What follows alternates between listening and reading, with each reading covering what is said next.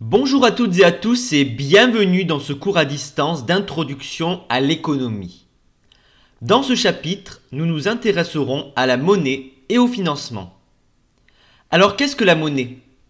La monnaie est l'ensemble des moyens de paiement immédiatement utilisables et acceptés par la communauté pour le règlement des échanges. C'est un actif qui présente deux caractéristiques particulières. Premièrement, son absence de rendement. Par exemple, détenir un billet de 10 € ne rapporte aucun intérêt. Deuxièmement, c'est un actif qui est caractérisé par sa liquidité. Détenir un billet de 10 € permet de régler l'ensemble des transactions pour un montant inférieur ou égal à 10 €. De manière classique, on distingue trois fonctions de la monnaie. Une fonction d'unité de compte, une fonction d'intermédiaire des échanges, une fonction de réserve de valeur. Premièrement, la monnaie a donc une fonction d'unité de compte. Dans une économie de troc, la valeur des biens se mesure à l'aide des prix relatifs. On exprime ainsi chaque bien en fonction des autres biens. Prenons l'exemple d'une économie composée de trois biens, des tomates, du pain et des ordinateurs. Trois prix relatifs sont nécessaires pour le fonctionnement de cette économie de troc. Le prix des tomates en termes de pain, le prix des tomates en termes d'ordinateur, le prix du pain en termes d'ordinateur. Rajoutons un quatrième bien, disons une voiture. Alors, comme vous le voyez sur le schéma, il nous faut 6 prix relatifs. La formule pour calculer le nombre de prix relatifs est n-1 facteur de n divisé par 2. Avec n le nombre de biens. Si une économie comporte 100 biens, il faudra faire 100-1 facteur de 100 divisé par 2, ce qui fait 4950 prix relatifs. Plus il y a de biens dans l'économie, plus il y a de prix relatifs. Avec la monnaie, on peut par contre exprimer les prix des biens avec une unité commune. Si on a une économie à 4 biens, la monnaie permet d'établir 4 prix. Chacun des biens est exprimé par rapport à l'unité commune, l'euro par exemple. Si on a une économie à 100 biens, il y aura donc 100 prix. La monnaie permet donc de réduire les coûts de transaction. Deuxième fonction de la monnaie, elle est un intermédiaire des échanges. La monnaie facilite les échanges. Dans une économie de troc, les échanges ne peuvent s'effectuer que s'il existe une double coïncidence des besoins des individus. Il faut trouver un partenaire qui désire le bien que l'on détient et qui possède le bien que l'on souhaite. Les coûts de transaction sont donc très élevés. Dans une économie monétaire, au contraire, la monnaie permet d'acheter le bien que l'on désire à son partenaire. Et ce dernier peut réutiliser la monnaie pour acquérir le bien qu'il souhaite. La monnaie permet le règlement de toute transaction à partir du moment où elle est acceptée par les individus de la communauté. L'État joue un rôle fondamental dans cette reconnaissance. Enfin, troisième et dernière fonction, la monnaie joue le rôle de réserve de valeur. La monnaie permet de transférer de la richesse dans le temps. Détenir de la monnaie permet de différer son utilisation dans le temps, c'est-à-dire transférer du pouvoir d'achat dans le futur. Elle permet donc de conserver de la valeur. Mais la valeur réelle de la monnaie peut se dégrader dans le temps. Prenons l'exemple d'un billet de 100 €. La valeur nominale de ce billet sera la même aujourd'hui comme dans un an. Mais sa valeur réelle, c'est-à-dire le pouvoir d'achat de la monnaie, peut évoluer dans le temps. La quantité de biens que ces 100 € permettent à l'individu d'acquérir peut être différente. Si les prix augmentent, si on a de l'inflation, la valeur réelle de ces 100 € diminue. L'individu pourra acheter moins de biens dans un an avec ces 100 €. La monnaie peut prendre également différentes formes. La monnaie marchandise fut une monnaie très fréquente dans les sociétés primitives. C'est alors une marchandise qui fait office de monnaie. Coquillages, têtes de bétail, etc. À l'époque d'Homère, c'est-à-dire le 8e siècle avant Jésus-Christ, c'est la monnaie bétail. Le bœuf est alors pour les cités grecques une unité de compte et de réserve de valeur. Chez les Aztèques, les fèves de cacao furent utilisées comme monnaie. Par exemple, un lapin coûtait 30 fèves de cacao. La monnaie métallique est une autre forme de monnaie, constituée donc à partir de métal, quelle que soit sa nature. Or, argent, cuivre, etc. La valeur de cette monnaie repose sur le poids de métal qu'elle contient. C'est également une forme ancienne de monnaie. Elle fut utilisée en Mésopotamie, en Égypte pharaonique, en Grèce antique et jusqu'au début du XXe siècle, jusqu'après la Première Guerre mondiale. Aujourd'hui, elle n'est plus utilisée dans les échanges marchands. Passons à la monnaie dite fiduciaire. Ce terme vient du latin fiducia, qui signifie la confiance. C'est la monnaie dont la valeur repose sur la confiance que lui portent les individus. Pour que les individus accordent une confiance à cette monnaie, l'État doit instaurer son cours légal. Alors, il y a obligation pour les individus d'accepter la monnaie fiduciaire pour le règlement de leurs transactions. La monnaie fiduciaire prend la forme de billets de banque et aussi de pièces de monnaie. Ces pièces de monnaie ne sont pas des pièces métalliques. Elles ne contiennent aucun gramme de métaux précieux. L'émission de la monnaie fiduciaire revient à une entité publique et unique, la Banque centrale. Enfin, dernière forme de monnaie, la monnaie scripturale. Elle repose sur l'écriture. Elle est composée des comptes bancaires courants. Elle s'exprime sous la forme d'un jeu d'écriture, crédit ou débit d'un compte bancaire courant. Elle ne circule pas de main en main, comme la monnaie fiduciaire, mais de compte en compte. Quel est le rôle de la monnaie dans le fonctionnement de l'économie ? Ce rôle fait débat entre économistes néoclassiques et économistes keynésiens. Pour les économistes néoclassiques, il y a neutralité de la monnaie. La monnaie n'est qu'un voile, un simple intermédiaire des échanges qui n'affecte pas l'équilibre macroéconomique. Au contraire, pour les économistes keynésiens, la monnaie n'est pas un actif comme les autres. Elle peut être demandée pour elle-même. Elle peut être détenue pour d'autres motifs que les transactions, ce qui va affecter le fonctionnement de l'économie. L'hypothèse de neutralité de la monnaie a été énoncée dès le XIXe siècle par Jean-Baptiste Say, qui fut le premier à déclarer que la monnaie n'est qu'un voile. Cette hypothèse débouche sur la théorie quantitative de la monnaie, développée par Irving Fisher en 1911. Cette théorie repose sur une équation. M fois V est égal à P fois T. Avec M la masse monétaire, c'est-à-dire la quantité de monnaie en circulation, V la vitesse de circulation de la monnaie, P le niveau général des prix et T le volume total des transactions. La partie gauche, M fois V de l'équation, représente la capacité totale d'achat de la monnaie. La partie droite, P fois T, représente la valeur totale des biens achetés. V est le nombre de fois où la monnaie change de main au cours d'une période. Plus la vitesse de circulation de la monnaie est élevée, plus le stock nécessaire pour assurer ces transactions est faible. Par exemple, un billet de 10 € n'est pas utilisé pour une seule transaction. Il va changer plusieurs fois de main. À chaque fois, il va permettre de réaliser une nouvelle transaction. Prenons le cas d'une économie comportant un seul bien, des pommes. Au cours d'une période, 1000 pommes sont vendues au prix unitaire de 50 centimes d'euros. Supposons que M, la masse monétaire en circulation, soit égale à 100. P fois T correspond au produit du nombre de pommes échangées par le prix unitaire. Donc 1000 fois 0,50 €, ce qui fait 500 €. V, la vitesse de circulation de la monnaie, doit alors être égale à PT divisé par M est égal à 500 divisé par 100, ce qui fait 5.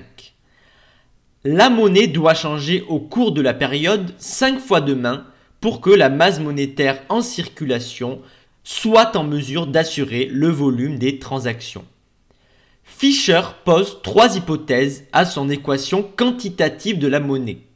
Premièrement, à court terme, la vitesse de circulation de la monnaie est constante. Deuxièmement, l'économie est en situation de plein emploi. Dès lors, le volume des transactions est stable. Troisièmement, les autorités monétaires contrôlent parfaitement la masse monétaire.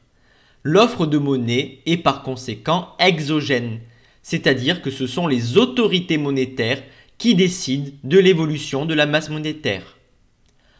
Compte tenu de ces 3 hypothèses, tout accroissement de la masse monétaire provoque une augmentation du niveau général des prix. Et inversement, toute restriction de la masse monétaire provoque une diminution du niveau général des prix. Par exemple, si la masse monétaire double, ceci devrait permettre d'acheter 2 fois plus de biens. Mais comme la vitesse de circulation et le volume des transactions restent constants, ce doublement de la masse monétaire provoque uniquement un doublement des prix. Au final, toute variation de la masse monétaire provoque une variation proportionnelle du niveau général des prix. L'approche keynésienne du rôle de la monnaie s'oppose à cette conception néoclassique. Pour Keynes, la monnaie n'est pas un simple actif facilitant l'échange. La monnaie est un actif en soi. Elle peut donc être demandée pour elle-même. Les agents économiques ont d'ailleurs une préférence pour la liquidité. Keynes distingue 3 motifs de détention de la monnaie. Le motif de transaction, le motif de précaution et le motif de spéculation.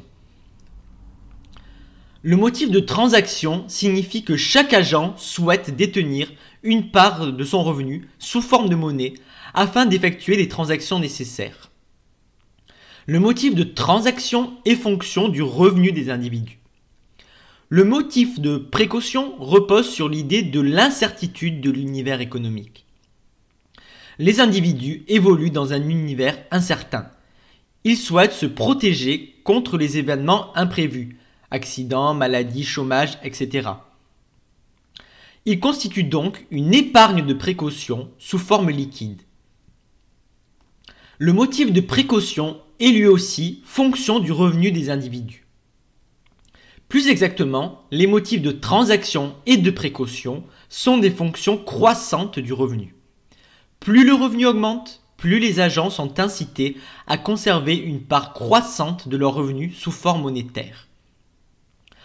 Enfin, le motif de spéculation est le dernier motif retenu par Keynes. Spéculer signifie prendre un risque délibéré. Par exemple, un agent économique peut acheter un titre dont il anticipe la hausse du cours pour ensuite le revendre lorsque la hausse a lieu. L'objectif du spéculateur est de réaliser des plus-values sur ses placements financiers. Spéculer comporte des risques. Rien ne dit que le prix du titre acheté va effectivement augmenter. Nous sommes bien en situation d'incertitude. Les agents font des anticipations pour faire face à cette incertitude. Ils anticipent l'évolution des cours. Selon ces anticipations, le spéculateur va se porter acquéreur de titres ou conserver ses avoirs sous forme de monnaie. Le motif de spéculation découle de l'hypothèse de préférence pour la liquidité. En détenant de la monnaie, un agent détient un actif liquide dont le rendement est nul. En détenant un titre, une obligation par exemple, l'individu détient un actif moins liquide mais rentable. Détenir de la monnaie comprend donc un coût d'opportunité, égal au rendement du titre auquel l'individu renonce en possédant de la monnaie. L'individu doit donc arbitrer entre détenir de la monnaie ou détenir un titre. Cet arbitrage dépend du taux d'intérêt. Plus le taux d'intérêt augmente, plus il est rentable de détenir un titre plutôt que de la monnaie. Il y a donc une relation inverse entre prix des titres et taux d'intérêt. Quand le cours des titres est élevé et donc le taux d'intérêt est bas, le spéculateur anticipe qu'il ne peut que diminuer, donc le taux d'intérêt ne peut qu'augmenter. Dans ce cas, il est incité à ne pas acheter des titres. Il préfère donc conserver ses avoirs sous forme de monnaie. La demande de monnaie pour motif de spéculation est donc élevée. A l'inverse, quand le cours des titres est faible et donc le taux d'intérêt est élevé, le spéculateur anticipe que le cours ne peut qu'augmenter, donc le taux d'intérêt ne peut que diminuer. Il est incité à en acheter. Il diminue donc la part de ses avoirs sous forme de monnaie. La demande de monnaie pour motif de spéculation est alors faible. Au final, la demande de monnaie pour motif de spéculation est une fonction décroissante du taux d'intérêt. Passons maintenant au deuxième pan de notre chapitre, le financement de l'économie. Qu'est-ce que le financement ? Les agents économiques diffèrent fortement par leur capacité et par leurs besoins de financement. Par exemple, un inventeur conçoit le prototype d'une nouvelle machine. Il a besoin d'argent pour passer à la production industrielle, construire une usine, créer un réseau de distribution, payer des salariés, etc. Une commune qui se développe voudra peut-être construire une route ou une école, même si ses ressources fiscales ne lui permettent pas de les payer immédiatement. Inversement, d'autres agents épargnent durant leur vie, pour leur retraite par exemple. On peut donc distinguer deux types d'agents selon leur rapport au financement. Les agents à besoin de financement et les agents à capacité de financement. Les agents à besoin de financement ont une épargne inférieure aux dépenses et investissements qu'ils souhaitent effectuer. Généralement, ce sont les entreprises et les administrations publiques. Les agents à capacité de financement ont une épargne supérieure aux dépenses et investissements. Généralement, ce sont les ménages.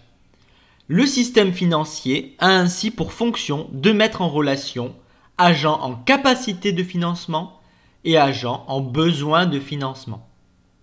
Plus exactement, de transférer l'épargne des agents en capacité vers ceux en besoin de financement. On peut définir le financement comme l'opération qui consiste à mobiliser les sommes nécessaires à l'acquisition d'un actif réel ou financier.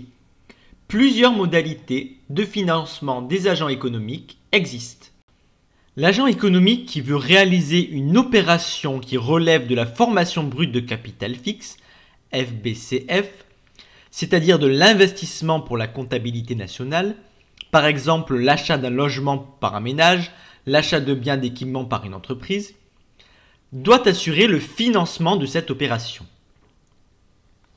Deux situations existent pour assurer le financement de cette opération. Si l'agent dispose d'une épargne suffisante, on parle de financement interne ou d'autofinancement. L'agent est alors en capacité de financement. Deuxième situation, l'agent doit faire appel à l'épargne d'autres agents. On appelle cela le financement externe. Comment mettre en relation agents en capacité de financement et ceux en besoin de financement de manière efficiente? Deux solutions existent là aussi. Le financement externe direct implique de mettre directement en relation prêteurs et emprunteurs par le biais des marchés de capitaux. L'agent a besoin de financement émet alors des actions ou obligations sur le marché financier.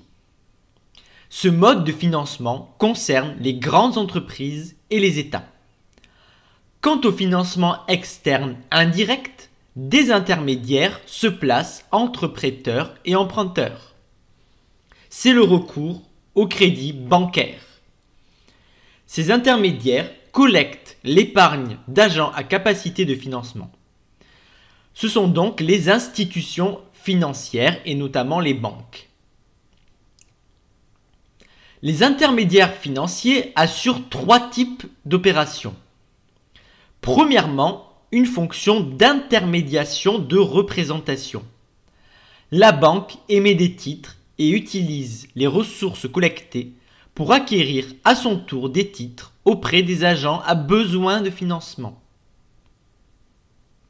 La rémunération de la banque est alors la différence entre les intérêts reçus sur les titres acquis et les intérêts versés sur les titres émis. Deuxièmement, l'intermédiation de transformation implique que la banque utilise les fonds déposés par les épargnants, rémunérés par un taux d'intérêt, pour accorder des crédits aux agents à besoin de financement. La rémunération de la banque est alors la différence entre les intérêts perçus sur les crédits octroyés et les intérêts versés sur les dépôts. Pourquoi transformation ? Parce que la banque utilise l'épargne placée à court terme pour octroyer des prêts à long terme. Enfin, on a la création monétaire. Les banques de second rang ont un pouvoir de créer de la monnaie scripturale par des jeux d'écriture dans les comptes. Elles accordent un crédit à un agent sans pour autant disposer d'une épargne préalable d'un montant équivalent.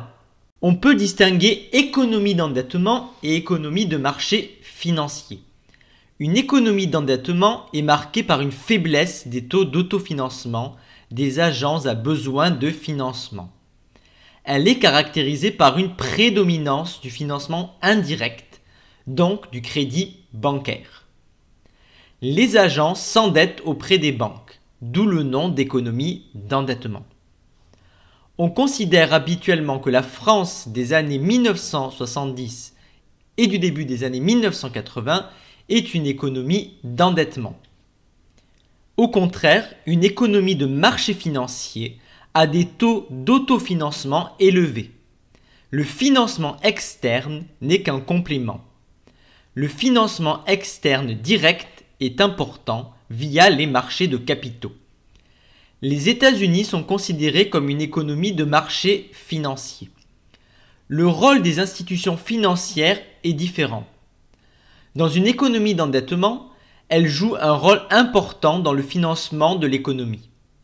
Elles récoltent l'épargne des agents à capacité de financement et accordent des crédits aux agents à besoin de financement. Ce sont donc de véritables intermédiaires dans le financement de l'économie. Dans une économie de marché financier, le crédit est surtout utilisé par les agents n'ayant pas accès au marché financier, ménages, petites et moyennes entreprises, et en complément pour les grandes entreprises.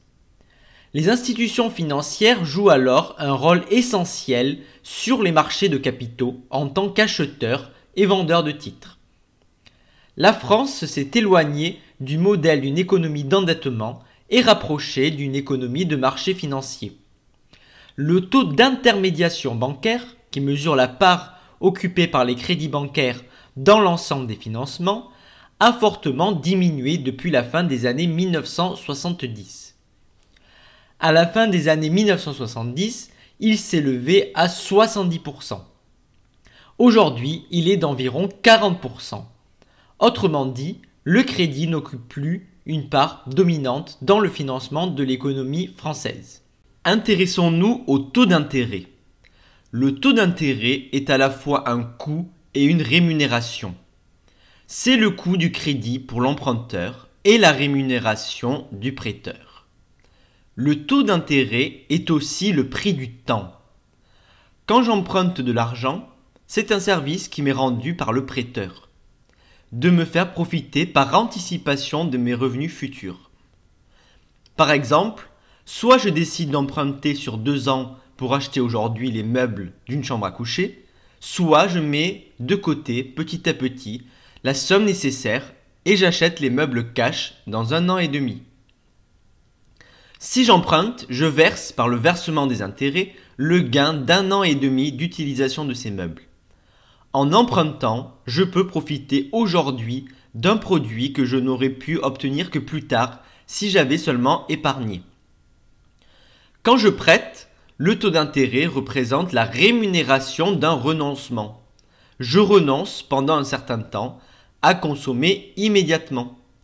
Plus long est le renoncement, plus le taux d'intérêt est élevé. Le taux d'intérêt est la rémunération du risque. 2 types de risques sont pris par le prêteur. Premièrement, l'inflation dévalorise la somme remboursée. Deuxièmement, le prêteur doit subir le risque de crédit, le risque auquel s'expose un créancier dans le cas où un débiteur se révèle incapable de respecter ses engagements, c'est-à-dire de rembourser sa dette ou payer les intérêts. Plus le risque de crédit est élevé, plus le créancier exigera un taux d'intérêt élevé. Comment se fait la détermination du taux d'intérêt? Le taux d'intérêt est égal à un taux de référence plus un écart, plus ou moins grand, appelé spread. Le spread rémunère le risque. Sur les marchés de capitaux, donc par le financement externe direct, les États sont considérés comme les emprunteurs les plus sûrs du marché. La probabilité pour que les emprunts d'État ne soient pas remboursés est faible. Les États disposent donc des taux d'intérêt les plus bas du marché. Ces taux servent de référence aux autres emprunteurs, entreprises et ménages. Les agences de notation classent les États et les grandes entreprises selon leur risque de défaut. Elles contribuent à déterminer les spreads. Concernant le crédit, le taux de référence est le taux interbancaire correspondant à la maturité de l'emprunt. La maturité correspond à l'espace de temps qui sépare aujourd'hui de la date d'échéance finale d'un titre. Ainsi, une obligation qui vient en remboursement en octobre 2022 a une maturité de 2 ans aujourd'hui. Un spread est ajouté au taux interbancaire. Pour finir ce chapitre, nous allons préciser le fonctionnement du financement externe direct, donc du marché des capitaux. Le marché des capitaux est composé d'une part du marché financier et d'autre part du marché monétaire. Le marché financier est le marché des capitaux à long terme, sur lequel s'échangent des actions et des titres de créance, des obligations en particulier. Le marché monétaire est le marché des capitaux à court terme. Le marché financier est lui-même constitué de 2 compartiments, le marché primaire et le marché secondaire. Sur le marché primaire, les entreprises et les États émettent des titres afin de collecter l'épargne nécessaire à leur financement. C'est le marché des titres neufs. Sur le marché secondaire, se négocient les titres déjà émis. C'est le marché des titres d'occasion, qu'on appelle aussi bourse des valeurs. Sur le marché monétaire, les dettes émises ont une échéance qui va de quelques jours à quelques années.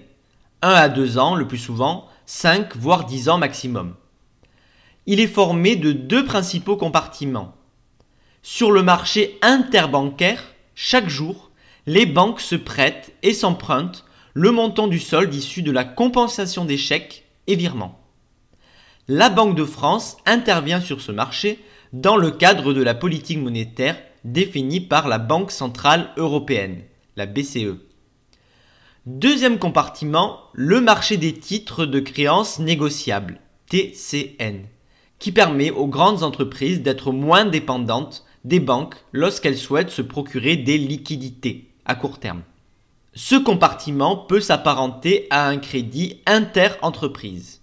Distinguons actions et obligations. L'action est un titre de propriété. C'est une valeur mobilière émise par une société de capitaux. L'ensemble des actions constitue le capital social de cette entreprise. L'actionnaire est donc un propriétaire de l'entreprise. Les actionnaires ont des droits. Premièrement, le droit aux dividendes. Quand l'entreprise fait un bénéfice, une partie de ce bénéfice est versée aux actionnaires, partie qu'on appelle le dividende. Le dividende est donc le bénéfice réparti entre actionnaires. C'est donc le revenu de l'action. Deuxième droit, le droit de vote. Il est exercé lors des assemblées générales d'actionnaires. Enfin, les actionnaires ont le droit à l'information. Les actionnaires sont informés de la situation de l'entreprise. Les actions comportent un certain nombre d'inconvénients. L'actionnaire peut subir le risque de faillite de la société et également le risque de diminution du cours de l'action sur le marché financier. La fluctuation du cours dépend de deux éléments, du risque de marché et du risque spécifique. Le risque de marché, ou risque systémique, signifie que le cours de l'action fluctue car les perspectives économiques générales changent.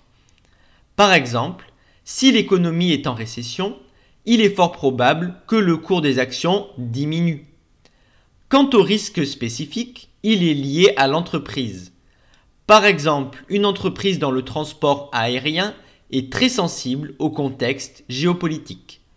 L'obligation est un titre de créance à long terme émis par une entreprise, un État ou un établissement de crédit. C'est un emprunt remboursable moyennant paiement d'un intérêt. Pendant la durée de l'emprunt, les souscripteurs d'une obligation reçoivent régulièrement une rémunération fixe, déterminée au moment de l'émission. Et quand l'emprunt arrive à échéance, il est remboursé au souscripteur à sa valeur nominale. Prenons l'exemple d'une obligation de 500 € sur 7 ans émise à 10%. Elle rapporte chaque année 50 €. Au bout de 7 ans, le capital est remboursé à sa valeur nominale, c'est-à-dire 500 €. Plusieurs risques sont associés aux obligations. Même si, de manière générale, une obligation est moins risquée qu'une action, car un revenu nominal est garanti, quels que soient les bénéfices de l'entreprise. Premièrement, il existe un risque lié à l'inflation. Si l'inflation est forte, la valeur réelle de la somme remboursée diminue. Deuxièmement, il y a un risque de variation du taux d'intérêt. Si le taux d'intérêt augmente, le cours des anciennes obligations va diminuer. En T, l'obligation X est émise par exemple à 1000 € à un taux de 8%. En T plus 1, le taux d'intérêt augmente et passe à 10%. Les agents vont donc vendre leur obligation X pour en acheter de nouvelles, plus rémunératrices. La conséquence en est la baisse du cours des obligations X. Troisièmement, le risque de défaut de l'émetteur de l'obligation. L'émetteur peut se retrouver en situation de faillite. Ce risque est intégré dans le taux d'intérêt par l'intermédiaire du spread. Enfin, on a le risque de liquidité. Si le volume des transactions sur le marché est faible, il existe une difficulté de revendre les titres. Dans ce cas-là, le détenteur de l'obligation exigera une prime lors de l'émission. Les marchés de capitaux connaissent très souvent le phénomène des bulles spéculatives. Une bulle spéculative est une situation où le cours des titres augmente fortement. Il atteint des niveaux jugés comme excessifs par une petite minorité de personnes lucides, en comparaison avec la valeur réelle des actifs. Cette situation s'achève généralement par un éclatement de la bulle et une baisse rapide des cours, ce qu'on appelle un krach boursier. La première bulle dans l'histoire remonte au milieu du XVIIe siècle en Hollande. On l'a surnommée la tulipomanie. C'était l'augmentation démesurée, puis l'effondrement des cours des bulbes de tulipes. On distingue bulle spéculative irrationnelle et bulle spéculative rationnelle. Commençons par la bulle spéculative irrationnelle. Les agents économiques prennent des décisions en ignorant ou minorant l'importance des fondamentaux. Les fondamentaux correspondent aux principaux indices économiques d'un pays, PIB, emploi, indice des prix, etc. ou d'une entreprise, bilan, résultat, perspective d'une entreprise. Ici, la rumeur l'emporte sur l'information. Les comportements mimétiques, moutonniers, se substituent au calcul rationnel, et les agents irrationnels privilégient le court terme. Quant à la bulle spéculative rationnelle, elle repose sur le phénomène de prophétie autoréalisatrice. Les agents savent que l'actif est surévalué, mais il considère que la hausse va se poursuivre. Il continue donc de spéculer à la hausse, car les gains espérés compensent le risque pris. Si de nombreux agents croient que la hausse va se poursuivre, ils vont massivement acheter ce titre, ce qui va entraîner effectivement la hausse du cours du titre. Donc la prophétie de départ se réalise. Le même raisonnement vaut en cas de krach boursier. Il y a ici un paradoxe. Avec des agents rationnels, le prix du marché s'éloigne de la valeur réelle des actifs au lieu de s'en approcher. Pour expliquer cette bulle spéculative rationnelle, Keynes élabore une sorte d'image, le concours de beauté. Les règles du concours sont simples. On présente au lecteur d'un journal un certain nombre de photos leur demandant de voter pour désigner le gagnant ou la gagnante. On accordera un prix à celui qui aura fait le même choix que la majorité des votants. Le joueur qui veut gagner ne doit pas exprimer ses propres préférences subjectives, mais doit s'efforcer de deviner quelles seront les préférences de la majorité. Comme tous les joueurs ont le même comportement, chaque agent s'efforce d'imiter les autres qui sont également en train de l'imiter. Au niveau des marchés financiers, cela signifie que le marché ne converge pas vers une valeur d'équilibre stable. Il y a des comportements mimétiques qui font que le cours de l'action peut s'éloigner durablement de sa valeur d'équilibre censée refléter les fondamentaux. On parle de situation autoréférentielle quand les agents savent que le cours de l'actif est surévalué mais se portent acheteurs car ils pensent que le cours va continuer à monter. À court terme, l'agent rationnel ne peut espérer gagner contre le marché. Mieux vaut avoir tort avec le marché que raison tout seul. Pour résumer, en raison de ces comportements, les marchés de capitaux sont fondamentalement instables. Et voilà, c'est fini pour ce chapitre consacré à la monnaie et au financement de l'économie.